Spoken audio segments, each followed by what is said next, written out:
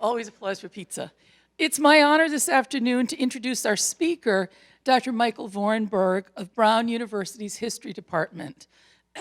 What I'm actually doing is welcoming Professor Vorenberg back to the Humanities Forum. For many of us here today, had the pleasure of hearing him speak last Friday about Abraham Lincoln and the Emancipation Proclamation.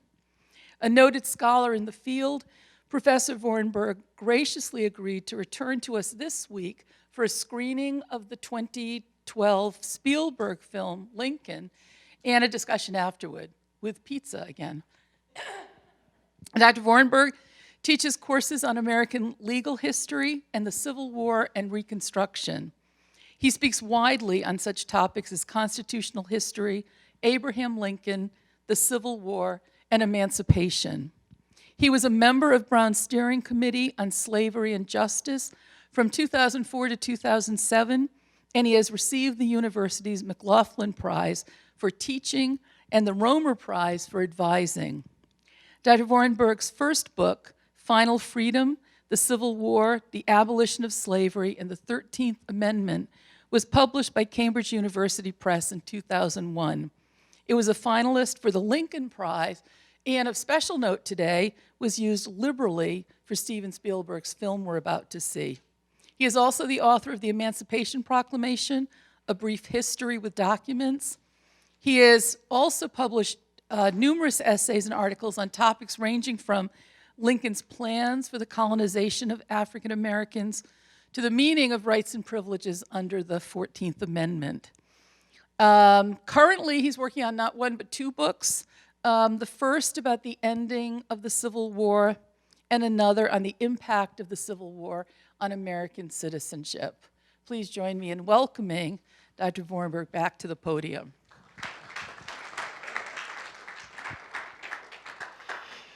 Thank you, and thanks again to Providence College and to the Humanities Forum for having me not once but twice. It's a great honor to be able to talk about the things I enjoy talking about the most to an audience that's so well informed. And you'll be even better informed about 2.5 hours from now when the final credits roll. And if you didn't know how long the film was until just now, sorry. But it's a really good film, and you'll want it to be longer, I hope. So I'm just going to say a few words of introduction. Then when the film is over, I can field questions if there are any. I want to just give a little background here on the sequence of events that is relevant to my being here and to this film. Doris Kearns Goodwin wrote a book about 20 years ago called A Team of Rivals. She's a very eminent writer and historian, and the book, even before she started writing it, people knew it was going to be a blockbuster. And so Steven Spielberg bought the rights to the book to make it into a film. When the book was finished, that became the basis for what was going to be the film that Steven Spielberg directed, and that was written by the screenwriter Tony Kushner. Kushner wrote the screenplay based very much based really on Lincoln's larger life, using liberally from Goodwin's book.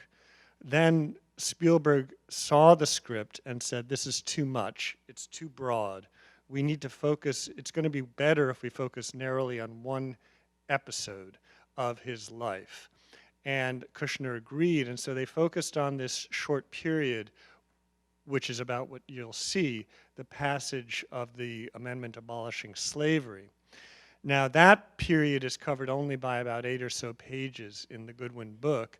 When Kushner went to rewrite the screenplay, he then needed other sources to draw on in order to focus on that. And he came upon my book and other books. So I don't want to take too much credit here. And so he then used these books, including my own, to write the screenplay as close to history as he could. To my mind, what he did there, the screenwriter, was just remarkable. And all the time this was going on, I had no idea. The movie was about a month before release. There was a lot of press. And someone said, did you know that this movie is going to focus on the 13th Amendment? And I said, you're kidding, because I had that's what my book had been about. And then I went online, went to IMDb, the movie database, and I saw the list of characters, and a lot of these were obscure characters, but not to me. They were in my book. And so then the movie came out. It was very strange to see stuff I'd written about on screen. And there was a little bit of fuss. A writer for The New Republic said that Kushner had borrowed too liberally from me and not given enough credit. I didn't care. The book was out there, and it's for public use. You don't footnote movies. Sometimes you might, but not. That's fine. So I was actually very pleased. I probably made at least an extra $15 in royalties. But in the end, I even had a nice little exchange with Kushner, and I just admire him so much in the screenplay he wrote, and Spielberg for directing this film. That's just some background, so you understand some of the relationship between history as written and then the film. There's a lot more, but I won't say more than that. I want you to, as you watch this, the issues will kind of speak for themselves. There are three things I'd ask you to keep an eye out for, but they'll emerge naturally. One, obviously, is going to be the issue of race and race relations in the film. This is a story not just about the end of slavery politically, but also what then is to be the future of African Americans in this country. The second thing is partisan politics. You know, when a film comes out or a book comes out, often it's influenced by the moment in which it comes out. And in 2012, it was a highly partisan moment. It was a presidential election year. It was, Obama was running for re-election. Remember, Obama had run in many ways using the mantle of Lincoln. Congress, there was all sorts, this was the era of the Tea Party, for those of you who remember. So there was a lot of partisan bickering and battling going on, which may sound rather familiar to you. So I think that is an important background when you think about how partisan politics works in this film, and especially around the issue of compromise. Can different parties compromise? And if you compromise, are you selling out, right? That's a really important question. To make a film about Congress was really an ambitious thing, I think, for a filmmaker. It's not the most exciting place necessarily. You know, I went just before I came here on the Gallup poll site, and you know, if you look at approval ratings, for the American Supreme Court, the approval rating is usually hovering around 50 to 60%. For the president, in Obama's period, it hovered between 48 to 56%, highest when he left office. For President Trump right now, it's hovering in the mid-40s. Meanwhile, the approval rating for Congress today is about 26% believe that Congress is doing its job, just so you get a sense. The irony here, right, is that Congress is the branch of government that represents the people, and yet it is the most unpopular branch with the people it represents. I think that's interesting. Anyway, so pay attention to Congress and politics. And finally, the inevitable question one asked with Lincoln is, would things have been different, and if so, how, if Lincoln had lived? That's an important question for this film, because there are hints, and sometimes not just hints, of the issue of Reconstruction. How is this nation going to be reconstructed after the war? And Lincoln, of course, doesn't know he's going to die. We know, but so this issue of what is he going to do to move this nation towards Reconstruction comes up quite a bit in this, and forces us to think about how things might have been different had he lived. And so that's a third thing. So race, politics, Reconstruction, as you watch the film. And I'll stop there, and over pizza, I'm happy to take questions at the end. Thank you very much.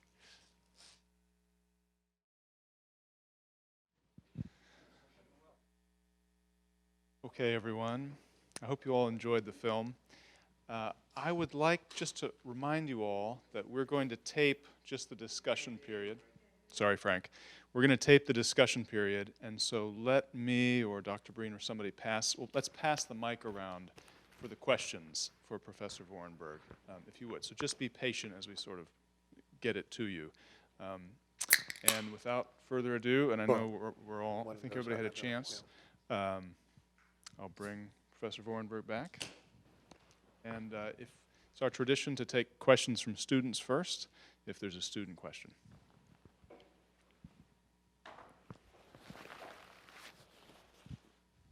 There's a question back there.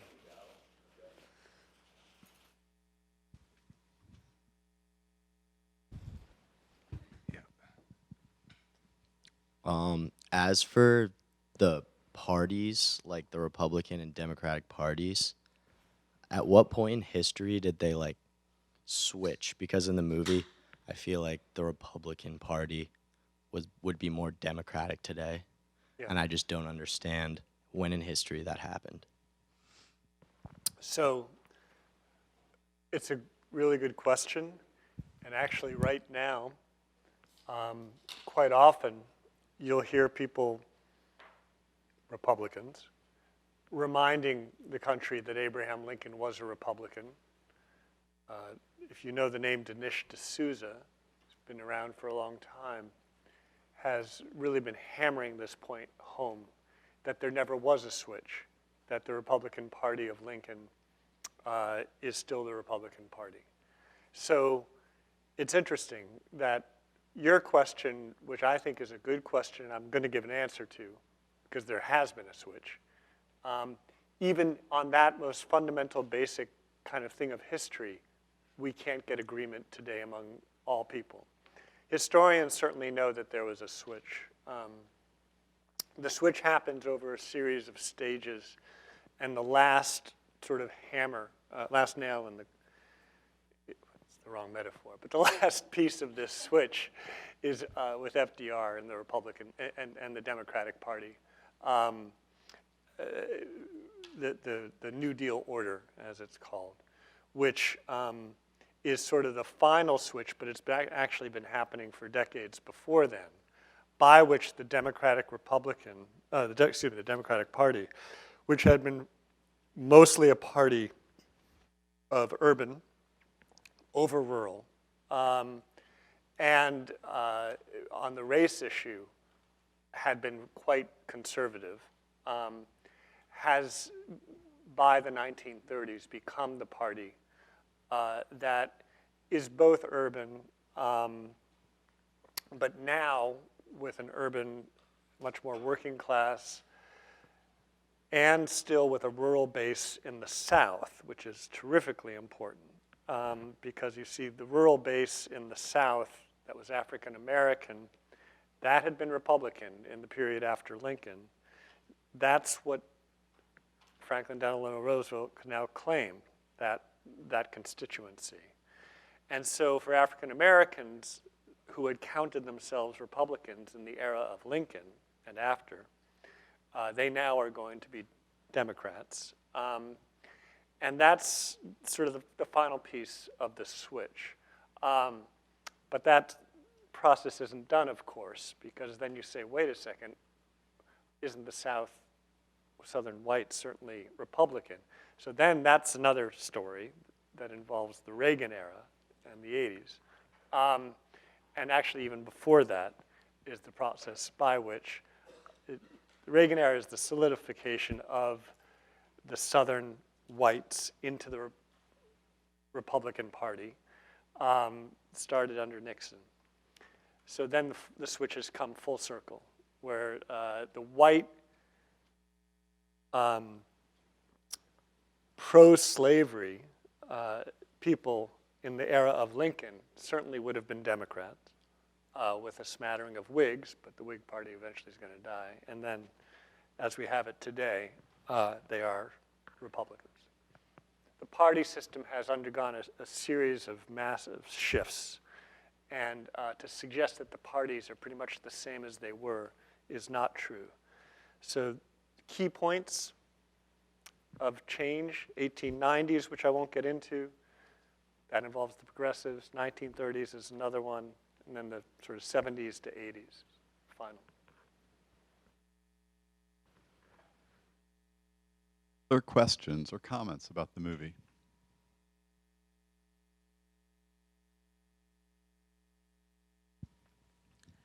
Michael, some time ago, I saw a film by Ava DuVernay, I think her name is, called 13. Yes.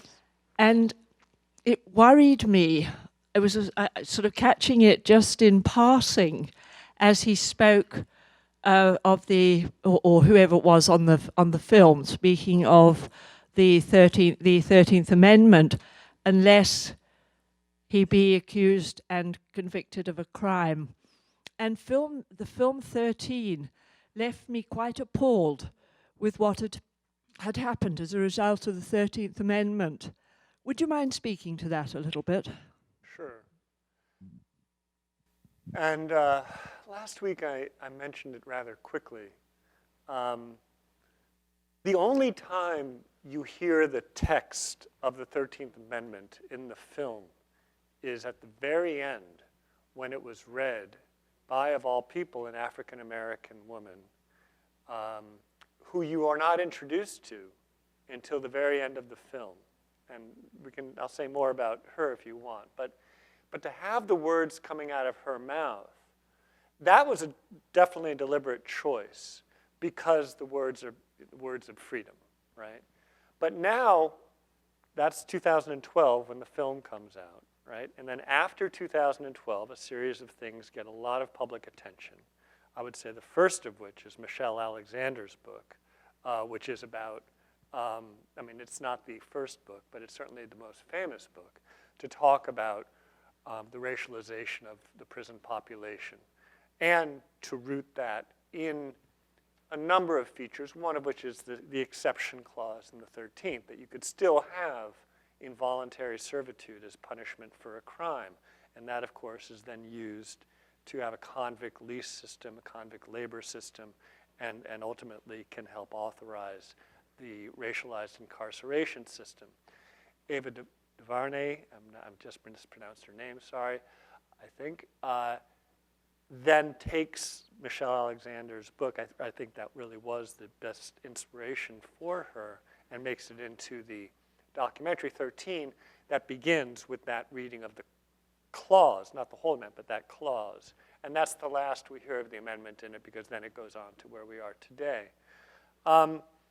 I think it's a mistake to suggest that there's a sort of direct link such that the 13th Amendment caused the system of racialized incarceration we have today. And that's sometimes how it's oversimplified. It's a very strange way to think about causality. The 13th Amendment created the legal basis of emancipation. In the 13th Amendment is the power, because of the second clause, that authorizes Congress to create freedom in any way they see fit.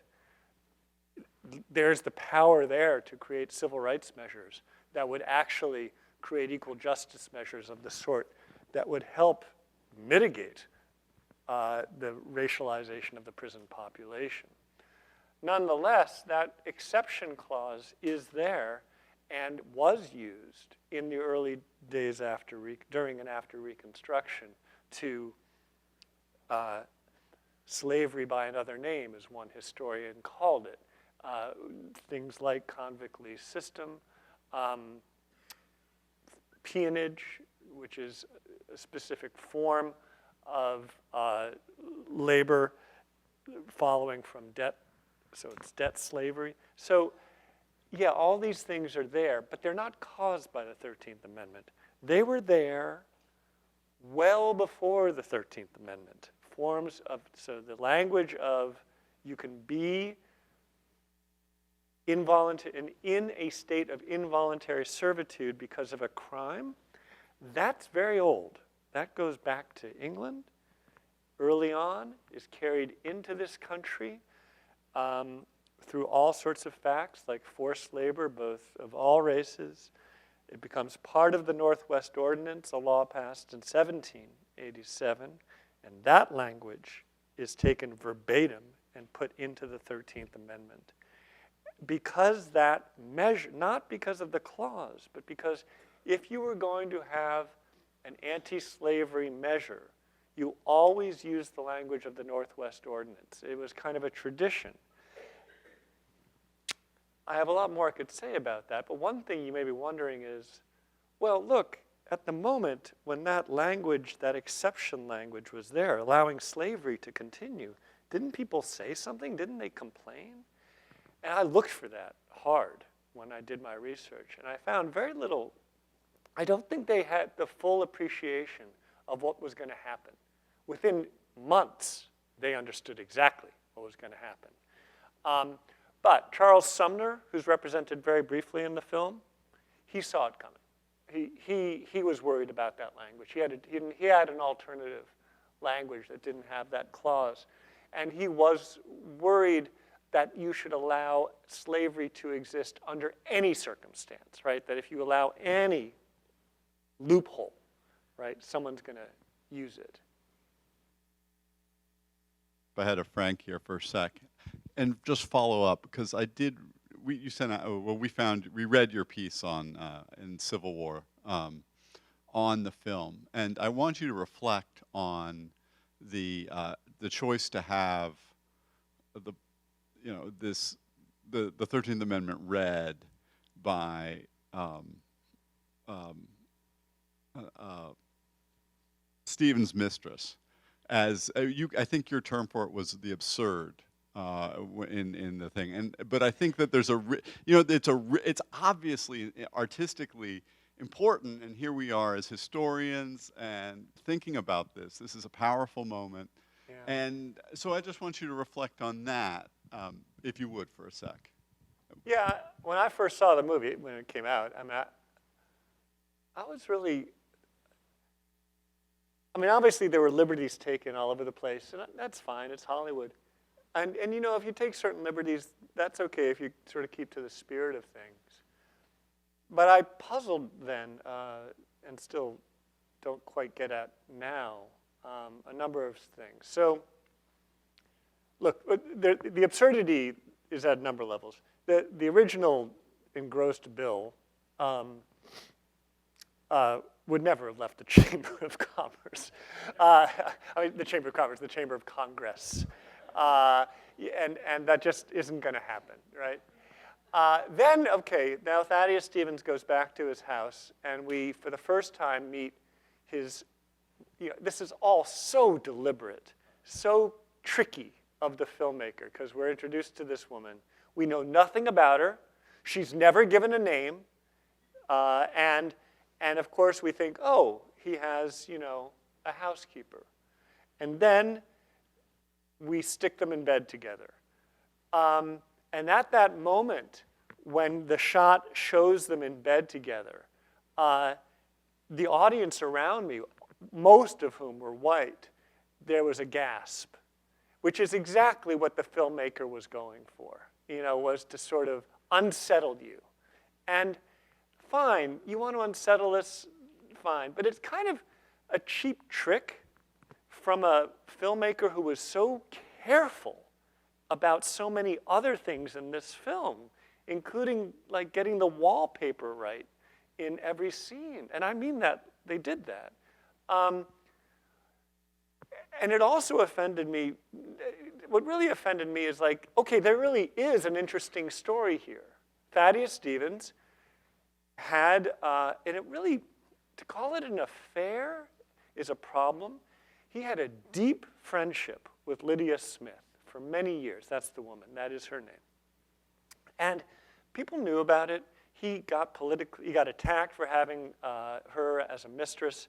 He never publicly said that she was his mistress. But, and it just sort of was something that was there. But, the fact of their sharing a bed, whether they did or not, and they probably did, and they certainly had sexual relations, is not nearly as important as the deep and caring friendship and intellectual relationship that they had that comes out from the letters of Stevens and Smith. That's a really interesting story that isn't told. Now, why not tell that story? Why do you have to stick the two people in bed? That's Hollywood, but it should be the kind of Hollywood that's below a figure like Steven Spielberg. So yeah, that to me was a bit of a problem. I really have two questions. First, they depict New England, especially in New York, as opposed to the amendment. And Was there strong sectional differences in parts of the North and the border states on this? And second, we were reading about the battle between one country and two countries in the debate. That never came up. Why did Spielberg not bother mentioning that? So that later on we hear about this idea of one country or two countries, like in the negotiations, right? But that doesn't come up in the debate in Congress, right? Yeah, it didn't come up in the debate in Congress because Congress was united on that point. Congress was united on the point that you cannot allow the Confederacy to have a separate nation. That they could agree on. But what they couldn't agree on was, can you end the war through negotiation, or could you only end it through fighting? And however you decide to answer that question, does freeing all the slaves by amendment, postpone that peace to come? So I think he gets that right. That is that in Congress it wasn't a debate. For Lincoln, it's a huge debate because the two countries thing. Because he knows that the only way the Confederates are going to surrender is if they get promised their own country. And he's furious. He's absolutely perplexed. This problem plagues him because he knows that the only way you can negotiate a peace is to give the Confederates their own nation, and that the North refuses that. But there's this illusion in the North that somehow you can negotiate a peace and bring the country together. The reason for that illusion is because of a campaign of disinformation, of fake news. It really is, that the Confederacy has been spreading since 1864, that you could actually have a negotiated peace. And like these guys we see, those three guys, they were never going to negotiate a reunion, never. The ostensible reason why and so it's all a lot of theatrics. They couldn't be there to negotiate a reunion because it would demoralize the Southern fighting men who were fighting for a Confederacy. So that's really complicated. Now, where did the dissent come from? A lot of it's from the border states where slavery is still legal in some places. It's still legal in Kentucky and Delaware. Those are two places where there's still opposition. And Missouri and Maryland has abolished it, but there's still some people who are voting against the amendment. But it's the Democratic Party. It's Northern Democrats, and it's mostly New Yorkers, Ohioans. There's no, New England actually does very well in backing the amendment altogether. There aren't that many Democrats in New England. The article I wrote, I think, talked about this. When you see the roll call, it says, first of all, Connecticut will vote first. All right. First of all, that's not how it happens. It's done by congressmen, not by state. But the reason I mention this is because in the scene, you say Connecticut will vote first, and you get the first few votes are against the amendment coming from Connecticut.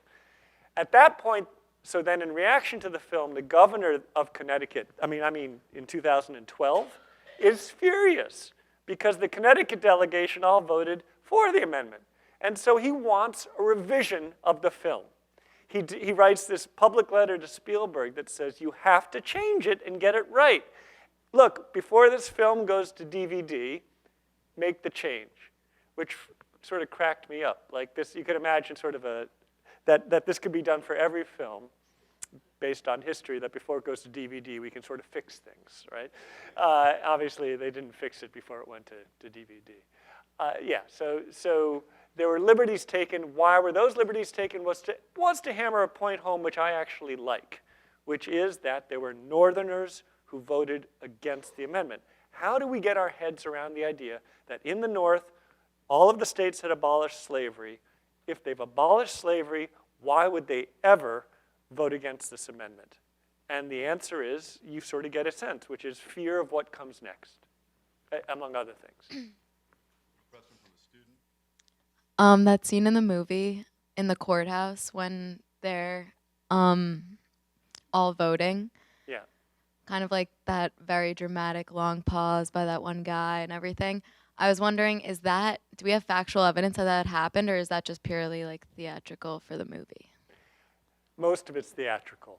But we do actually have very good details. Because they knew that the vote was going to take place on that day, the newspaper correspondents really came in and took really detailed notes and reported back to their newspapers what happened.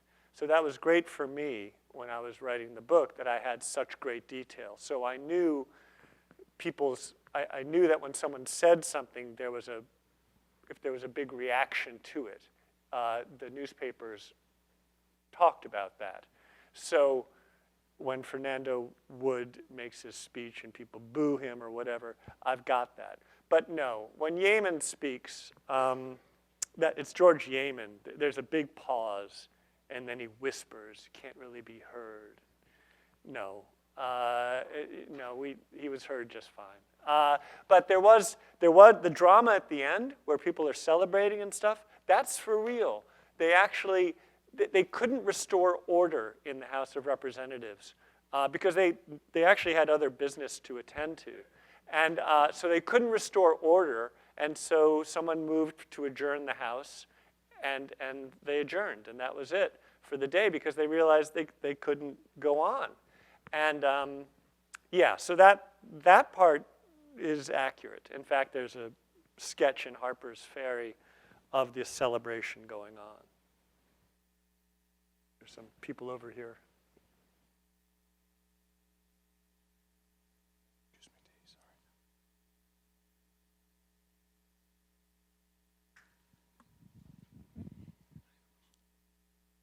There's a part of your article which was the whole article was very interesting to read, especially right before we watched this movie. But I just have a question about, you said that Grant's uniform was not accurate, and I've just been wondering about that. I guess I don't know what would have made it more accurate in the movie. Okay. I gave that in my article as an example of the kind of criticism of the film that I have very little patience with. I could care less whether the number of buttons on Grant's tunic was correct or not. But I was aware that there were Civil War historians who were focused on those little details. And to me, that was an example of, we don't really need to worry about those things. And actually, I think, so I can't tell you what was wrong with Grant's uniform. I know people who could tell you what was wrong with every single uniform there. But I actually think that making sure that the wallpaper is perfectly is a perfect reproduction of what the wallpaper was at that time. I think it's a really interesting move. I guess if you have millions and millions of dollars to make a film, why not? But if you have to make hard choices, I think that's a choice you can drop. Whereas, right, as I said in my article, the fact that there were significant communities of African Americans in Washington, D.C. So in other words, for Lincoln to make the ride he did from the Soldiers' Home, which is outside of D.C., where he preferred to stay rather than the White House, to Washington. And so that first scene where we see him in his buggy, he definitely rode by makeshift villages of freed people, right?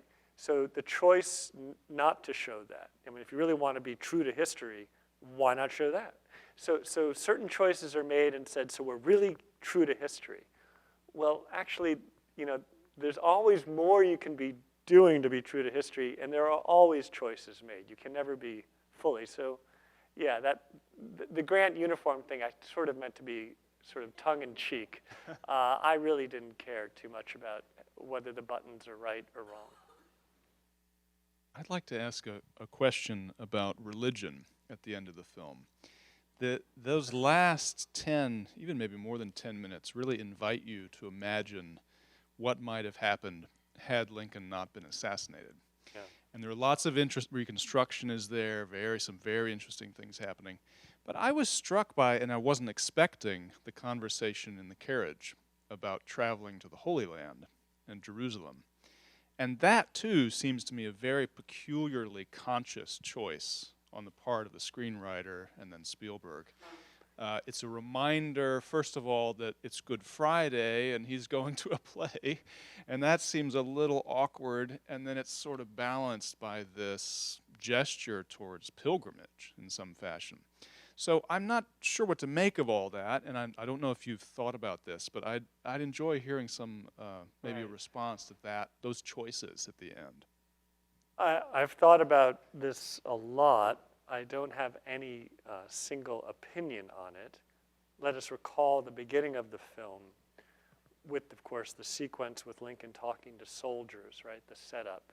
And then we go to a vision, which is, Spielberg CGI stuff, where he's on a ship, speeding across. I mean, there's something visionary, right, about this, or extra-worldly about this, and he's talking about dreams, and does this portend? And so there's qualities of mysticism here that are introduced by the filmmaker right away.